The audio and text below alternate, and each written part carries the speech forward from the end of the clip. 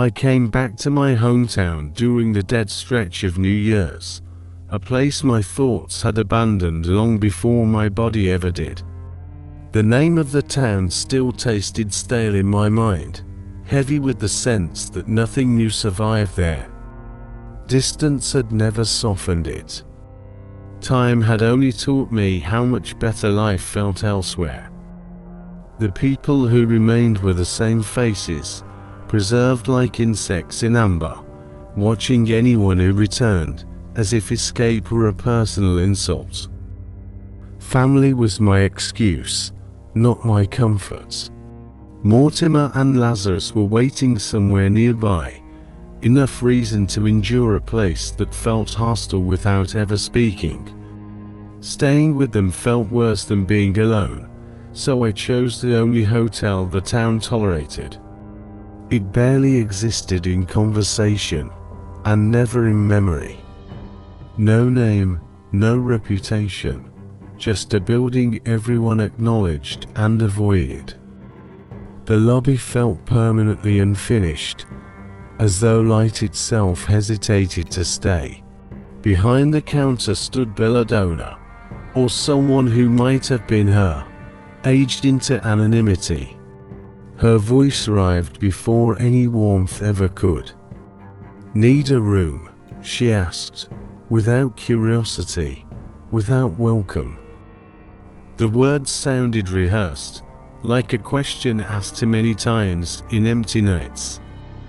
I told myself it didn't matter. Sleep was all I required.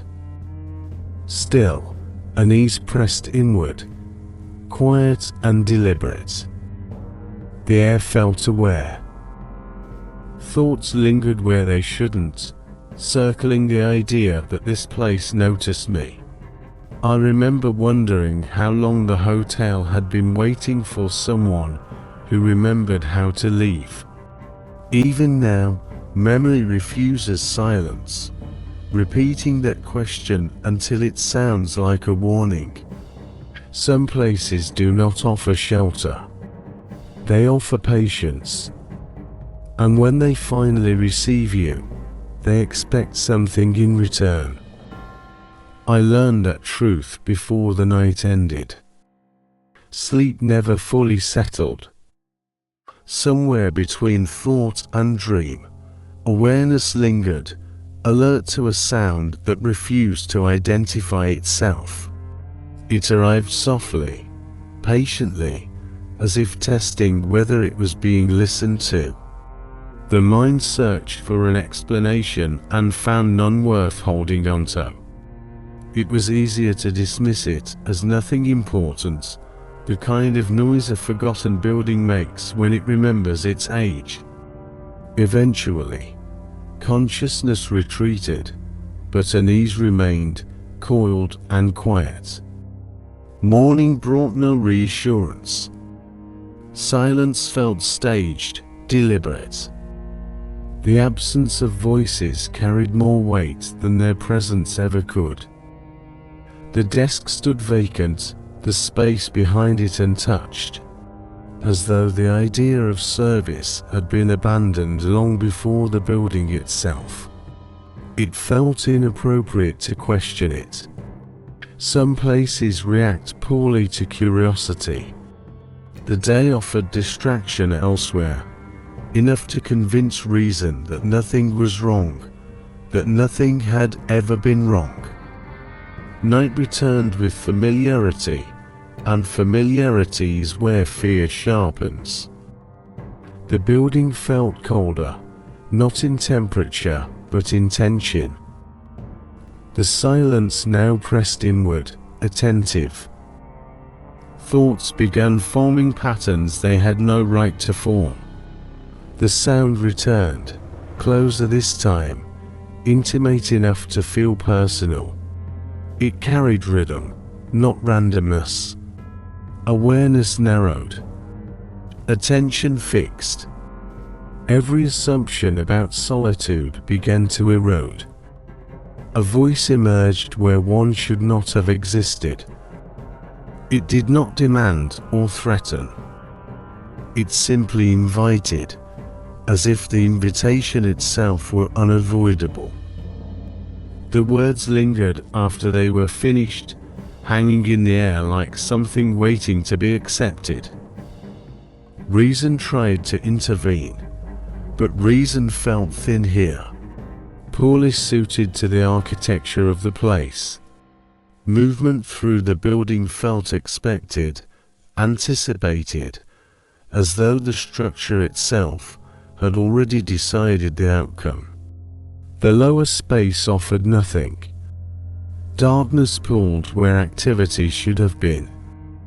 The sense of being alone intensified into something worse, the sense of being unaccompanied by witnesses. Fear did not spike. It settled. It suggested that leaving might be wise, that remaining was somehow indulgent, a test no one needed to pass. Returning to the room felt like retreating into a thought already half finished. The following day brought voices from elsewhere, and with them doubts. The building's existence itself came into question, as if it had slipped sideways out of consensus reality. The idea that it should not have been occupied clung stubbornly, feeding a suspicion that the stay was not an accident. The mind began revisiting details, replaying moments, noticing gaps that had been invisible before. Nightfall arrived heavy with anticipation, and the building waited, patient as something that has nowhere else to be. Returning felt like compliance. The structure greeted the night the same way it always had, with indifference that bordered on familiarity.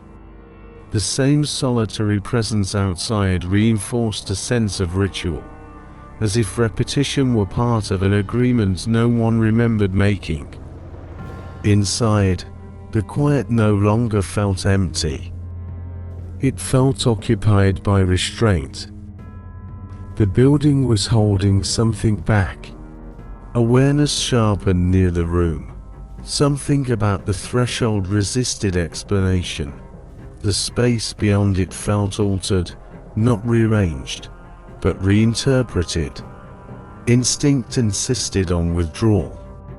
Yet another thought rose beneath it, calmer and more dangerous, suggesting that leaving without understanding would mean never understanding at all. That thought lingered just long enough to feel persuasive. Certainty collapsed when the room failed to match. Memory. The air carried a different weight, thick with implication. Panic did not rush in immediately. It crept, examining each realization, savoring hesitation. Possessions meant nothing now. They were reminders of time already spent somewhere that did not want to be remembered. The only remaining impulse was departure, sudden and absolute.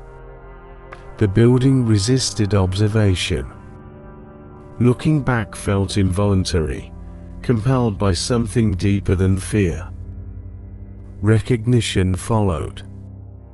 The presence was undeniable now, framed by familiarity, yet stripped of explanation.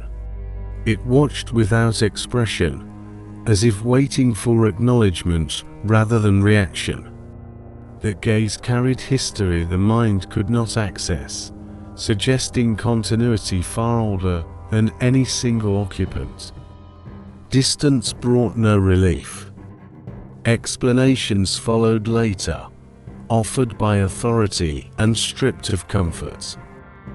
The building had been closed, abandoned, left behind with utilities intact, like a body kept artificially warm. No records supported the encounter. No evidence remained. Even the most tangible details dissolved under scrutiny, recast as imagination, stress, or opportunism. Disbelief proved more disturbing than confirmation. The implication that the experience could be dismissed so easily suggested something far worse than error. It suggested consent. If the place could exist unnoticed, then it could also be entered unnoticed. It could be inhabited without acknowledgement, interacted with without consequence. Time passed, but the memory refused to decay. It sharpened instead, revealing patterns previously overlooked. The sounds, the voice, the invitation all aligned too neatly to be coincidence. The building had not been empty. It had been waiting. And what lingered most was not fear, but the certainty that leaving had not ended the interaction. Some structures do not need occupants to remain active. They only require someone willing to step inside and listen long enough to be remembered. It left a weight on me that never really lifted.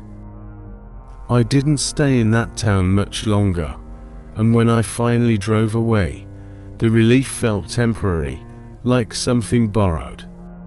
Distance didn't erase the memory of that place or the certainty that I had walked through something unfinished. Even now, recalling it feels worse than living it, because hindsight sharpens every moment I ignored. I keep thinking about how easily routine convinced me I was safe, how quietly the warning signs blended into the background.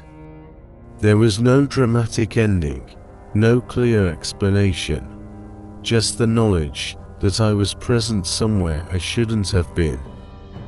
If I had stayed one more night, if I had dismissed that feeling one last time, I don't think anyone would have noticed I was gone right away. That abandoned hotel still exists, unmarked and unacknowledged, waiting for the next person who needs a place to sleep and believes emptiness means harmless. Some places don't trap you by force. They let you leave just long enough to realize how close you came back.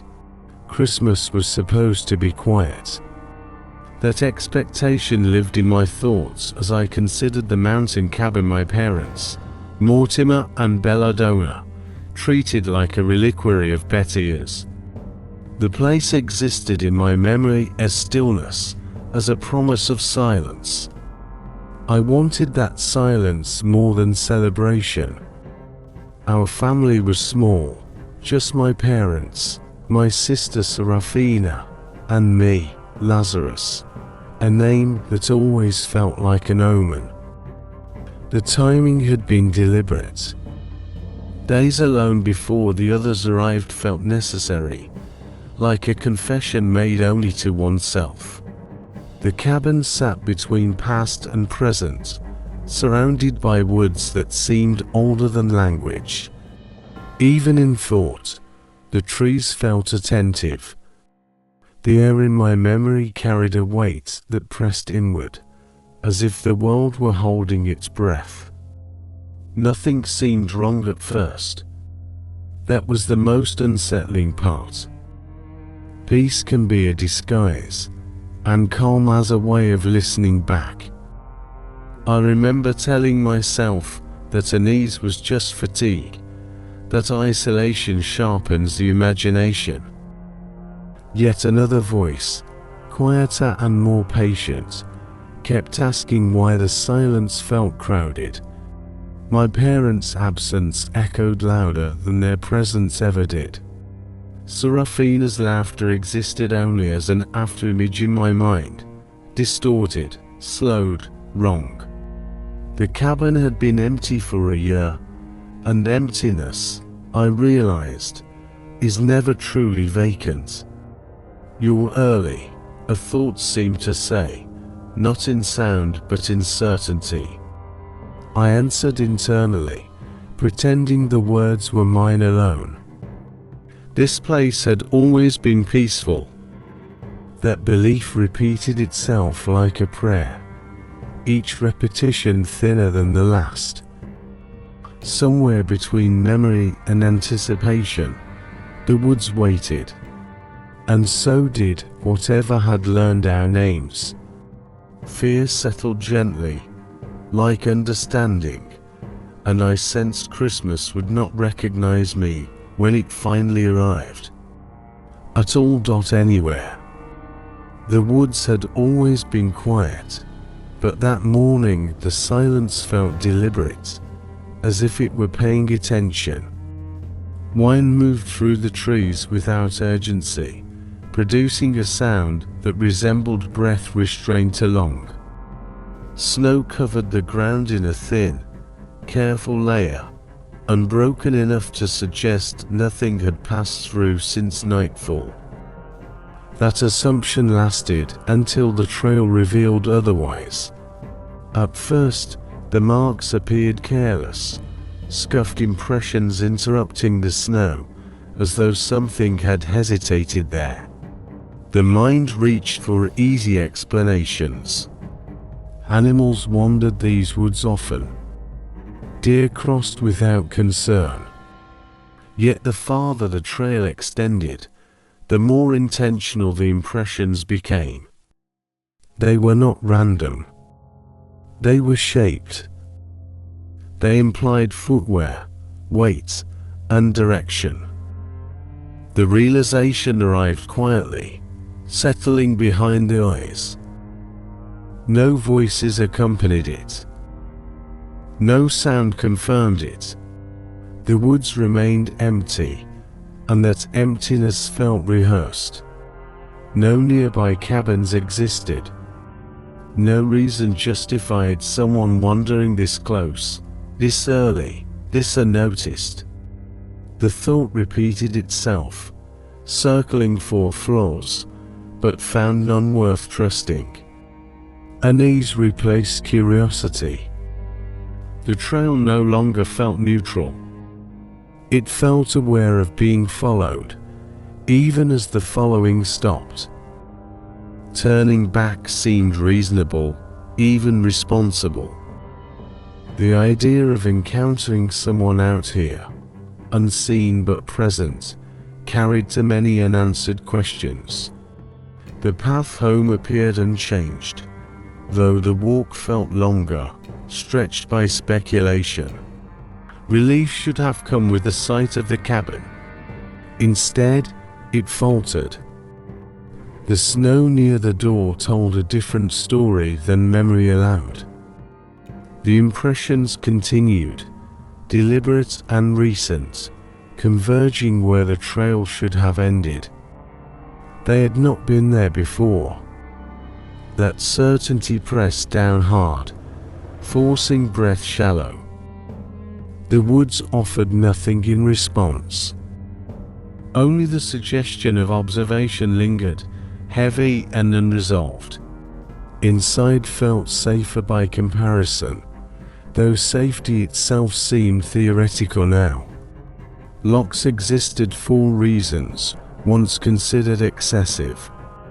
Thoughts replayed the timing, the odds, the coincidence too precise to accept. Reassurance came externally, through distant voices over a phone, yet even they sounded unsure. Advice leaned toward caution, toward leaving, toward avoiding isolation. Staying felt defiant, though the defiance was quiet and inward. It masqueraded as rationality. The day slowed, dragged by vigilance. Rest felt dangerous. Closing eyes felt like permission. Firelight filled the room as daylight retreated. The woods outside returned to silence, deeper now, complete. Sleep waited patiently, but certainty did not. Where did the footprints go after reaching the door? That logic seemed simple enough to be comforting, yet comfort failed to appear. Darkness had settled fully by then, pressing against the windows without interest. The snow still remembered what the mind wished to forget. The impressions remained sharply defined, ending exactly where the threshold began. No marks suggested retreat. None curved away toward the trees. The absence felt intentional, like an answer delivered through a mission. Understanding arrived slowly, each second heavier than the last. Moments once dismissed, now reassembling with new context. Sounds attributed to settling wood. The sensation of being observed dismissed as nerves. Fatigue rewritten as vigilance stretched to thin. The mind searched for reassurance and found only probability bending in uncomfortable ways. An unlocked door. A day spent awake but unaware. It simply settled, final and absolute. Someone had not just arrived. Someone had stayed. The darkness inside the cabin carried shape now, though no form presented itself. Firelight flickered across walls, creating movement where none should exist. Each shadow felt provisional, capable of rearranging itself without warning. Breathing sounded too loud. Thoughts felt intrusive, as if it could be overheard. Fear did not demand action. It demanded stillness, listening, restraint. The sense of being accompanied intensified without evidence. A presence defined entirely by its refusal to reveal itself. The certainty of being alone dissolved completely. The day's vigilance felt irrelevant now, almost naive. A sound emerged then, subtle enough to question, distinct enough to confirm. It came from within, from a place meant to be private. The implication mattered more than the sound itself.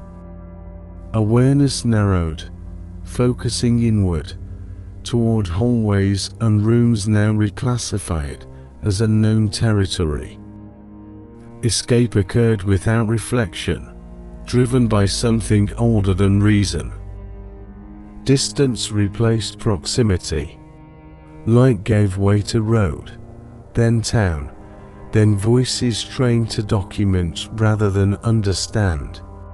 Explanations followed, practical and procedural. Evidence reduced to scuffs, impressions, possibilities. Motive remained speculation. The most unsettling detail persisted unchanged. Someone had shared that space all day, unnoticed, patient, close enough to listen.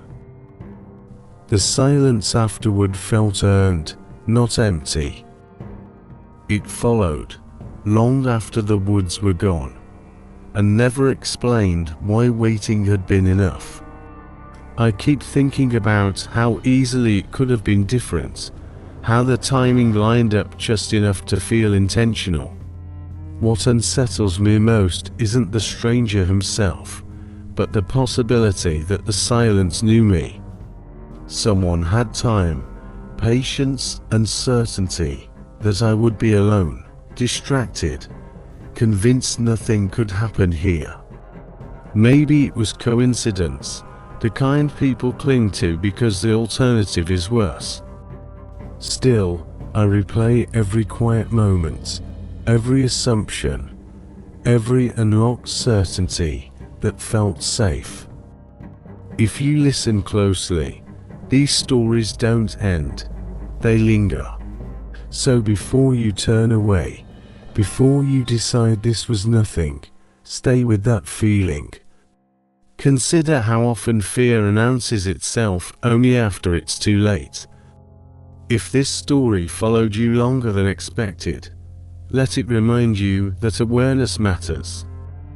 The dark doesn't need monsters, it only needs opportunity. If you want to keep exploring the quiet places where safety thins, follow along. More stories wait here, and some of them are still watching. Listening quietly, learning patience, understanding how dread survives without witnesses. Stay close. I was somewhere in northern Oregon when the unease settled in. I cannot name the highway, only the sense of being unaccounted for, surrounded by forest and a silence that felt deliberate. This journey was meant to quiet the noise in my head, yet the quiet answered back, shaping thoughts into questions I did not want. Why does this place feel as if it remembers me? The thought repeated, tightening with each mental mile. The trees existed as an idea more than a sight, an endless presence that pressed inward until distance lost meaning. I insisted this was ordinary, another forgotten road, another harmless stretch. My attention kept circling the fuel gauge in my imagination, the margin for error shrinking into an accusation. I whispered my name, Belladonna, like a ward, as if speaking it could keep me anchored. The sound felt small, instantly absorbed. The navigation voice murmured, uninvited and confident. Continue, it said, though I had asked nothing. Its certainty felt wrong, like a promise made by something that would not be held accountable. My thoughts locked onto the time estimate, frozen and unchanged. 35 minutes that refused to age. How long can a number stay the same before it becomes a message? The question echoed until another voice surfaced from memory. Lazarus once warned me, if a road refuses to let you leave, it wants something. I tried to dismiss that memory, but unease deepened into something intimate. The silence felt observant now, patient, as though the forest were listening. Understanding arrived slowly and cruelly. Nothing was malfunctioning. The clock was honest, the road was accurate. Serafina whispered inside my thoughts that this was why no one answered calls out here. I realized the waiting ahead had already counted me, and it was not in a hurry. The moment awareness settled, the certainty arrived that something irreversible had already happened. It was not fear yet, not panic, but a quieter understanding that some unnoticed threshold had been crossed. The road no longer felt like a means of passage. It felt like a decision already made. Attention returned again and again to the device in hand, not with urgency but suspicion. Every setting had been adjusted, every option reconsidered, yet the screen offered the same unmoving reassurance. It felt deliberate, as though guidance itself had chosen to stop participating. The longer it remained unchanged, the more the number ceased to represent distance and began to resemble intention. Thoughts circled familiar excuses, temporary malfunction, poor reception, bad luck. Each explanation sounded thinner than the last. Silence stretched around them, unbroken and unresponsive, making it difficult to believe the world beyond still followed ordinary rules. The absence of interruption felt unnatural, like a held breath that refused to release. Stillness arrived gradually. It brought with it the uncomfortable intimacy of being alone with one's own awareness. Time slowed, not measurably, but perceptibly. Seconds became impressions rather than units. The mind tried to reconstruct the moment things had shifted, replaying recent memory in fragments, searching for a point where normalcy had quietly stepped aside. The surroundings pressed inward conceptually rather than physically. The forest existed less as scenery and more as a presence, defined by its refusal to offer depth or detail. Fog lingered above like a thought that would not clarify, blurring distance and erasing reassurance. There were no lights, no distant hums, no indicators that human schedules applied here. The phone offered one final humiliation: complete absence of signal. Not weak, not intermittent, simply non-existent, as if connection had never been possible. The realization carried weight. It was not that help could not be reached. It was that help had never been part of the equation. Resignation followed calculation. If the directions had frozen, they might have done so recently. The number could be wrong. It had to be wrong. Logic insisted movement was preferable to waiting, even if the destination remained uncertain. Standing still felt like acknowledgement, and acknowledgement felt dangerous. Names surfaced uninvited in the mind, used like anchors. Belladonna, Lazarus, Seraphina. They felt borrowed, protective, like disguises adopted in the absence of witnesses. Identity itself seemed negotiable here, less fixed than usual. The darkness ahead promised nothing. It did not threaten. It simply existed with an indifferent patience. That patience felt personal.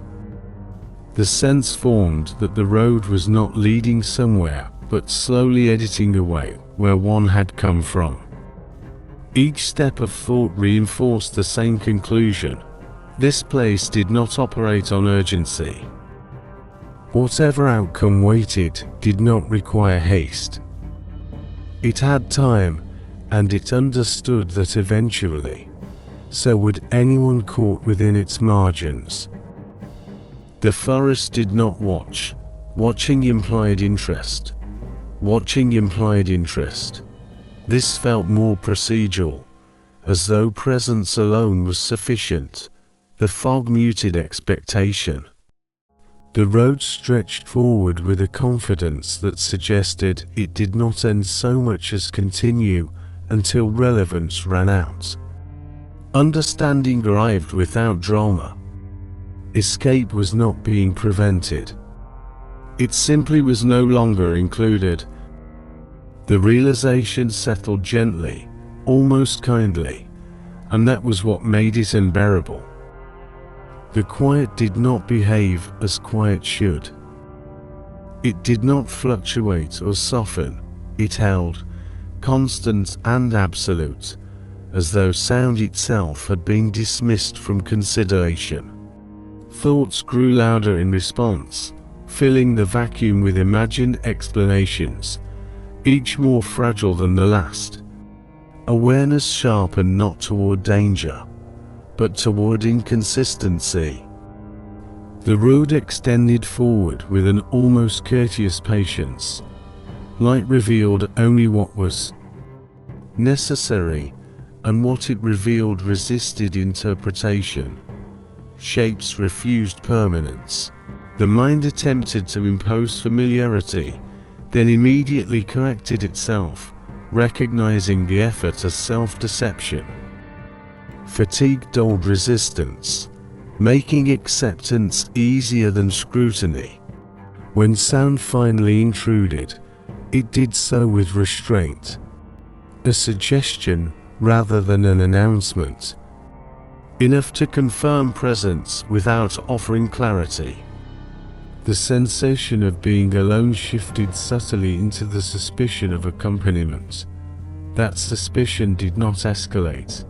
It simply remained, unchallenged and unconfirmed, like an unasked question.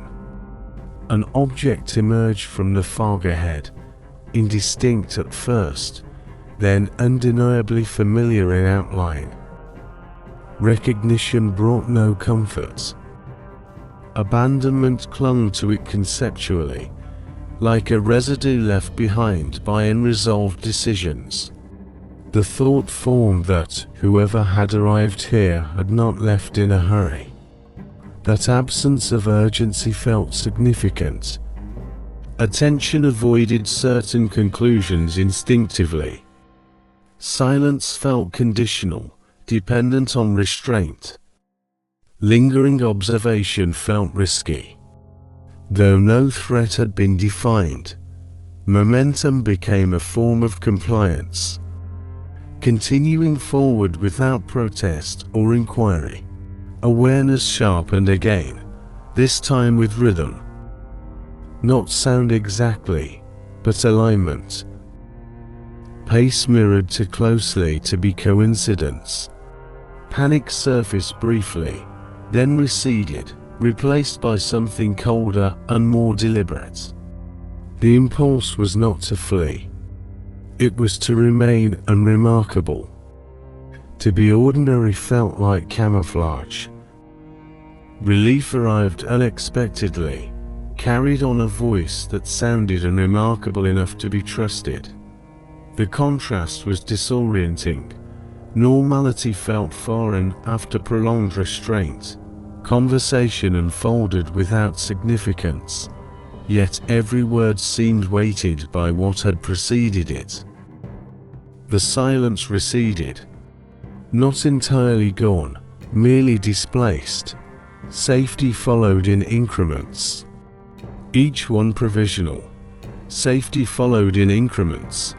Each one provisional. Familiar structures reappeared, but they felt imitative, like replicas assembled from memory rather than originals. Time resumed its expected rhythm, though the continuity felt artificial. Relief did not arrive all at once. It leaked in slowly, diluted by doubt. Later, certainty would erode. Small inconsistencies would surface, easily dismissed at first. Distance would stretch oddly in recollection. Details would fail to align. When understanding finally emerged, it would do so quietly, without confrontation or revelation. Evidence would not accuse. It would simply exist. The realization would settle that intervention had not been accidental. Assistance had arrived too precisely, too cleanly, as though timed to interrupt something already in progress. Gratitude would sour into suspicion. Safety would feel conditional rather than earned. The road would return in dreams, unchanged. The fog would feel thicker there, more patient.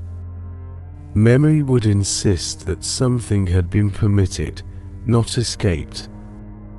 The thought would linger that proximity, not presence, had been the deciding factor. Some places do not lose people. They adjust them, then release them back into the world slightly misaligned. The difference remains subtle, often unnoticed, except in moments of quiet, when the silence behaves incorrectly and the sense returns that the margin for error is still gone. The road is still there. It is not waiting. It does not need to. Even now, long after the road faded back into ordinary maps. Even now, long after the road faded back into ordinary maps, there's no explanation that truly settles the mind. The abandoned car remains unclaimed, stripped of anything that could tell a story, as if it was never meant to be identified.